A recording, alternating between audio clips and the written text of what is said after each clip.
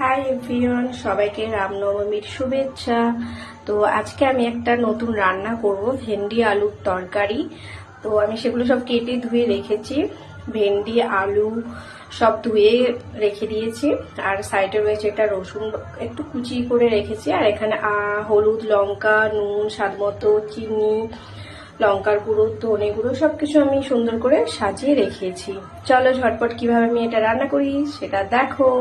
প্রথমে আমি এখানে অল্প করে তেল দিয়ে দিয়েছি, এরপরে এর মধ্যে একটু কালো জিরে দিয়ে দিলাম।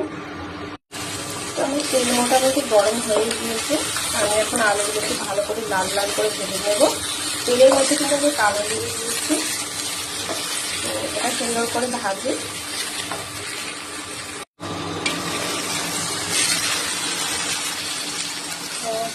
আলু আমার মোটামুটি লাল করে ভাজা হয়ে গেছে। এরপর আমি এখানে ভেন্ডিগুলো ভেজে নেব। এরপর আমি ভেন্ডিগুলো খুব সুন্দর করে ভেজে নেবো। ভেন্ডিটা একটু সহজ করে, তো সেজন্য ভেন্ডিটাকে একটু ভালো করে ভেজে নেব। আচ্ছা, আমি যতক্ষণ রান্না করি তোমরা আমাকে একটু সবাই জানিও তোমরা কে কে ভেন্ডি খেতে পছন্দ করো, বা আমি যেভাবে রান্না করছি এভাবে তোমরা কারা রান্না করেছো আমাকে প্লিজ জানিও মেসেজ করে, ঠিক আছে? তো মোটামুটি আমার ভেন্ডিটা ভাজা হয়ে গিয়েছে। এরপর আমি এর মধ্যে রসুনগুলো দিয়ে দেবো। এই যে আমি রসুন কুচিগুলো এরপর দিয়ে দিলাম। রসুন কুচিটা কিন্তু লাল লাল করে ভাজতে হবে, তার মানে কিন্তু বাজে একটা গন্ধ বেরোবে।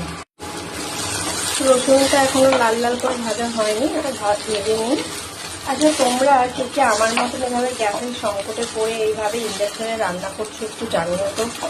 আমি তো মানে ইন্ডাকশনেও করি, প্লাস এই যে আমার গ্যাস রয়েছে, কিন্তু ভয়ের কারণে আমি করছি না। যদি গ্যাস শেষ হয়ে যায়, আমি তো ধরা সিলিন্ডার নেই, তার জন্য ইন্ডাকশনে রান্না করতে হচ্ছে।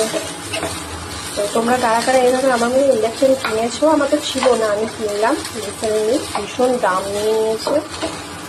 এর আগে যখন একবার গিফট করার জন্য একজনকে দিয়েছিলাম, তো দামটা মোটামুটি 1000-1200 মতো ছিল। এখন তো ভীষণ দাম।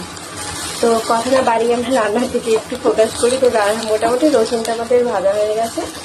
আমরা এই গুঁড়ো মশলাগুলো এর মধ্যে অল্প একটু জল দেব। তো আমি গুঁড়ো মশলাগুলোর মধ্যে জল ঢেলে নিয়েছি, এটা এরপর তরকারির মধ্যে দিয়ে দেবো। তো আমার মশলা দেওয়া হয়ে গেছে। এরপর এটাকে ভালো করে সুন্দর করে কষিয়ে নেব। এর থেকে একটু হালকা লাল লাল তেলটা বেরিয়ে আসবে, তারপর আমি একটু গরম জল দেবো। তো আমার মোটামুটি মশলাটা ভালো করে কষানো হয়ে গিয়েছে। এরপর আমি এর মধ্যে একটু জল দেবো।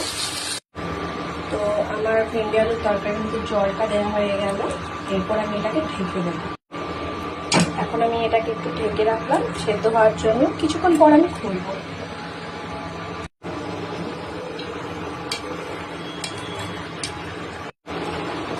এখনো ভেন্ডি আমার সেদ্ধ হচ্ছে।